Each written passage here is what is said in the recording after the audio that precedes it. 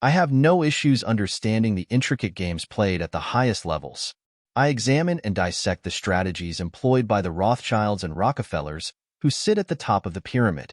I hold no allegiance to any nation or leader, as they are all deeply corrupt, merely puppets for their masters.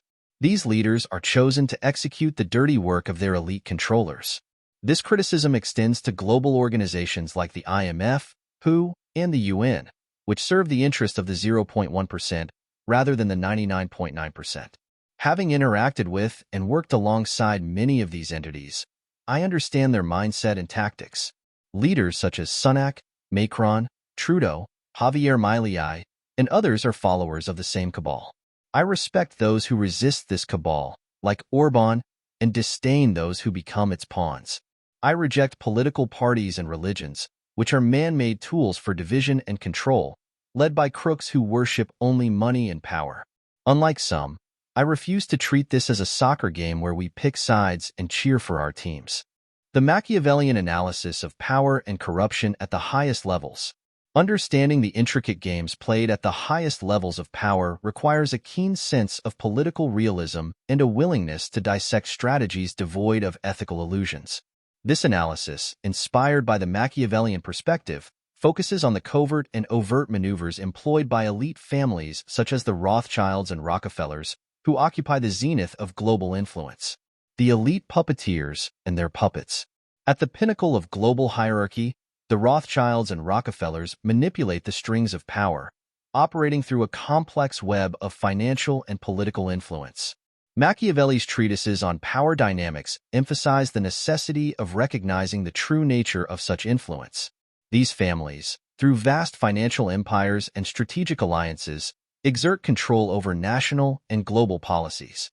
Their influence transcends borders and governments, aligning with Machiavelli's view that power often resides not with visible leaders, but with those who control the leaders. Leaders of nations, irrespective of their public personas or professed ideologies, are often mere puppets in this grand play. From Sunak and Macron to Trudeau and Javier Milei, many are perceived as disciples of this elite cabal. Their ascent to power is frequently facilitated by these behind-the-scenes actors, chosen not for their ability to lead autonomously, but for their willingness to execute the directives of their elite benefactors.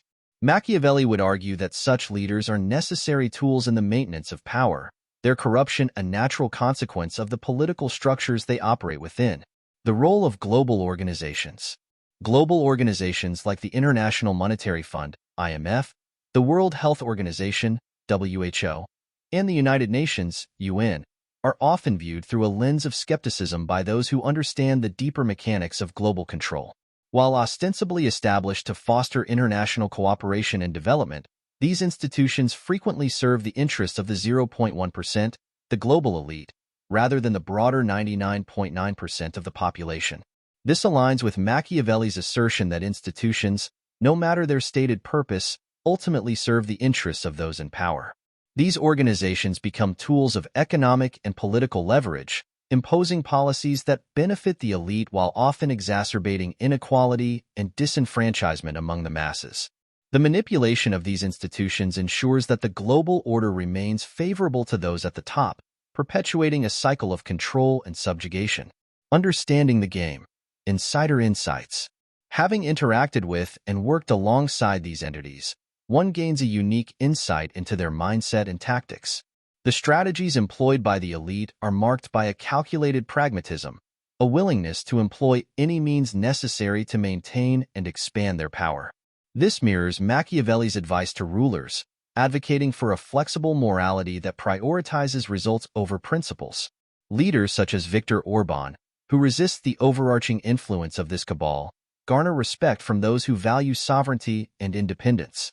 Orban's defiance is seen as a beacon of resistance against a homogenized global order dictated by elite interests.